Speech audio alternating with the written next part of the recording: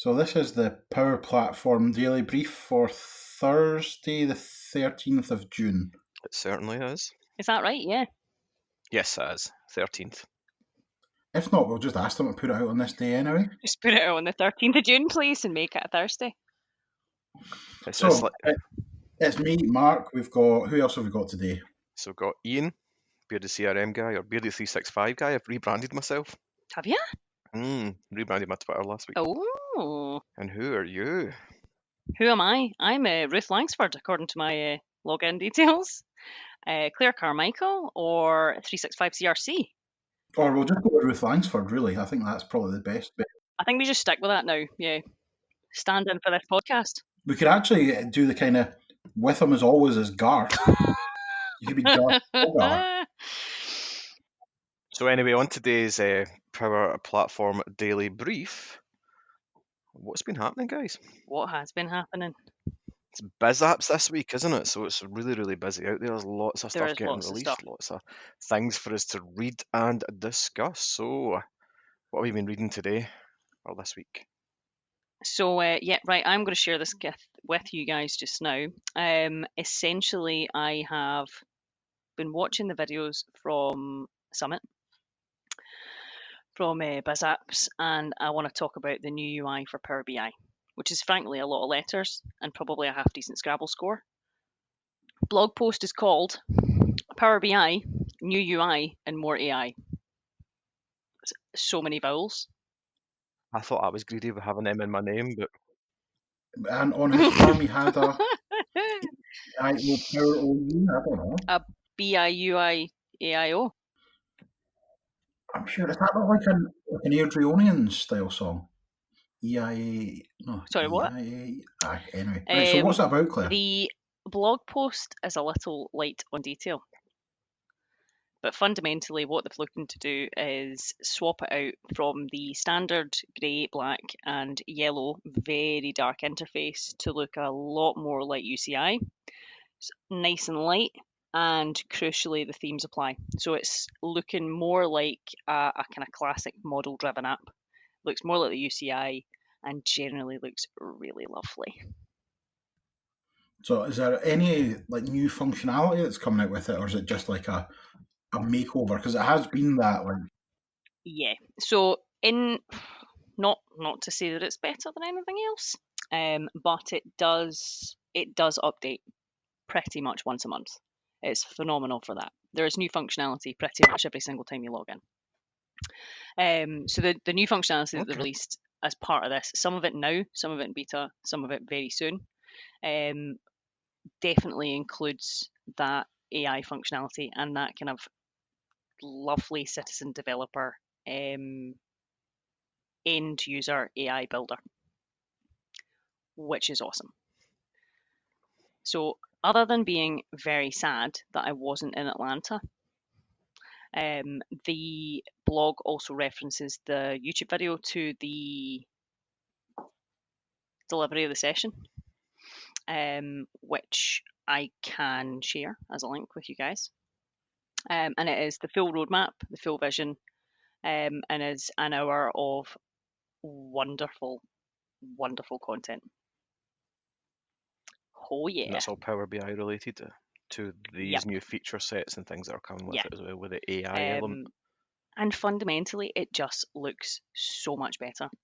So where you could potentially have put together reports in the past and then embedded them as dashboards or sort of slung them out into the universe as dashboards, they still always had that grey space. They always had that dark space. That's gone. It now looks more like a web application than it does like a report. Okay. So it's removing that embedded element that always looked like it just didn't sit quite natively all the time. Genuinely just looks like model driven. Oh, I know. Exciting. It really is. It's totally your bag as well, isn't it? Like that's totally your. Like I can actually know how excited that's. It's better than cross stitching, which it means a lot. It really does. So there's a fair few of those kind of really key points called out in the video and into the blog. Which, in fairness, this was 24 hours ago. So the fact that it's actually been blogged about at all is amazing. So the sessions basically have some improvements to the overall exactly the one. So some improvements to the actual visual user end output, right? So the way that the reports actually look and feel. But the other thing they've done is obviously start to include some of those builder portions that are more like business rules. So the bits of functionality that you and I recognise from model-driven app builders or from business rule builders or ultimately towards the Power Platform in general, it looks more like that in the back end too. So it's gradually becoming slightly less schema and SQL and underlying data analysis. So it doesn't necessarily need to be managed and maintained by people with that headspace anymore. That's pretty cool. I think as well there, it's actually interesting that's the blog that you chose to speak about in this, because for me, it was another announcement from the Biz App Summit, and it was around introducing Oh, AI Builder within the Power Platform. yep. So it's another element of AI that's coming. It seems very much like it's almost tied into the same part for you, Oh, where yeah. it's doing things like image recognition and various bits like that, and binary classifications. Again, watching James Phillips' speech, his keynote speech, he mentions that in there as well, and he Oh, brings out a guy from Pepsi to speak about it there as well, and they're currently using it with like their people going mm-hmm. down to stores where they can take a picture of a display in a store, and that'll pick out how many bottles it's got that are Pepsi Mm-hmm. bottles, whether it's Mountain Dew Pepsi or anything like that at all, and tell you how, and it'll count it, and then you can start logging that where it is, etc. So that was pretty cool. You can do so it's object detection. You just drag and drop the element in, and then you train the AI. You Uh-huh. upload a minimum, I think it's 15, but Yeah. obviously the more you upload, the better recognition it's going to get. Different shadings of light, whether Mm-hmm. it's apples, pears, or bicycles, and then you can take a picture, and if it identifies it as something which is within your A library. CDS, because Yep. you've got a name of it and an image of it, they build a library exactly, and then you can start counting that and pushing it back and just having a genuine count, so you can see this is how many audit we've got, this is what we've got there. So that's something for me, certainly with like the robotics and various warehouses and stuff, where they can see a lot more. That's cool. It's got a business card reader as well, an element that you just From having a quick look at this blog, Iain, more importantly than a business card reader, it's got a squinty business card reader. but what it actually does there with that squinty image, it will take the squinty image, spin it round, cut all the noise around it, and give you Joy. just the business card. So you get that business card there and save it, and it looks from the blog that they're talking about it. You're then going to be able to extract contact information Amazing. from that and start using it. You can add the same with form processing, where you can start taking a picture of a particular form. So for me, this is ideal in an Yep. expenses type environment. I can take a picture. If I know what the expenses are going to be, I can obviously use some cognitive services around it, start parsing the data a little bit of the image, and say this is going to be the name, this is the amount, etc. That's amazing. For me, I think that could be really interesting. But it sounds really cool when the Pepsi company, they seem like they've been using Mm-hmm. it for a while. There's a few other companies they mentioned that have still been using it, and now it's in preview for everybody. It's just there within your Power Apps menu when you choose your, I think it's controls, if I remember rightly. Oh, that's my tomorrow. Yes, there it was released. So you can go, it is so cool. It looks really, really cool as to how easy it is to use, how easy you put it on, and the training of the object image identifying just seemed really easy. So you've got a library of files, you just upload them, pick the count, etc., and then you can start using that to say how many are null, or grab the image, and then within the Power Apps Mm-hmm. expressions, obviously just your Excel style functions, you can say in this field I want you to say how many of this there is, how many of that there is, Oh, and that's it just phenomenal. automatically will start doing a lot of it for you. It's pretty cool. Yeah, so on the menu of insert, it's right over there on the right hand side, Oh, app builder, lovely. brackets preview, business card reader, form processor, and object Object detector are there detector. just I'm now. all over that. It's cool. That's the one I went to first off as well. Then watched the video and realised, well, that's what everybody's going to go, but That's it's so amazing. smart. It's so clever. I did see it once done a video with. Yay. It was Claire. You're going to love this. It was a dinosaur. They trained it. They trained it to learn or Right. to identify what a stegosaurus was. I'm sure I've seen that. I'm not dreaming this. It No, was I somewhere. definitely think you can do that, because if you take enough images of that, from all the angles with different light on it and stuff, and you say this is a Stegosaurus, this is what it looks like, versus Triceratops, which a doesn't look anything like a Stegosaurus. Triceratops. Wow. Mhm. Yeah, it was the furthest thing I could think from it as well. But a Triceratops, it would identify them too, and it would be able to say, well, and obviously your kid has dropped Correct. all his dinosaurs, and I can count like Rain Man, there's I 4 could Triceratops and object detect 2 my way around the flat, Diplodocus or whatever, counting because you've dinosaurs. taken a picture of it. How awesome. To be fair, we could probably just get Yeah, him that's on. true. In fairness, although obviously my most hilarious dinosaur AI related story is that because me and my small person both share a phone, all of the algorithms now get confused and try and offer me like dinosaur printed dresses because it believes Oh, your that I love Netflix must both love you. fashion and dinosaurs so much that I must want to combine those two loves. It's actually true. And why wouldn't The you? best bit is though they offered me That's a amazing. Stegosaurus clutch bag recently, and I actually might get it. It's amazing. That So, doesn't. Mark, what have you been looking at? Moving on swiftly. Well, this week on Paleontology Monthly, All right, Mr. Geller. this is what I've actually been wanting to speak about for quite a bit. And obviously, it was just announced. I don't know if it was maybe announced a wee bit beforehand, and I just totally forgot about it. But it's Dynamics 365 guides. Yes. So, can you remember a while ago, Iain, where I called you through the remote assist app? Yeah, we're messing about with the Android version of it because that's what you needed to get so you could start pushing images and things to me on Remote Assist, showing me how to do things. Yeah, so I mean, it was. Folk wonder what weird things we get up to at night. Yeah, we actually do Teams call with remote assist and play about. Hi, Iain, can you draw an arrow on my bag of washing? That actually happened. That is a true real life scenario.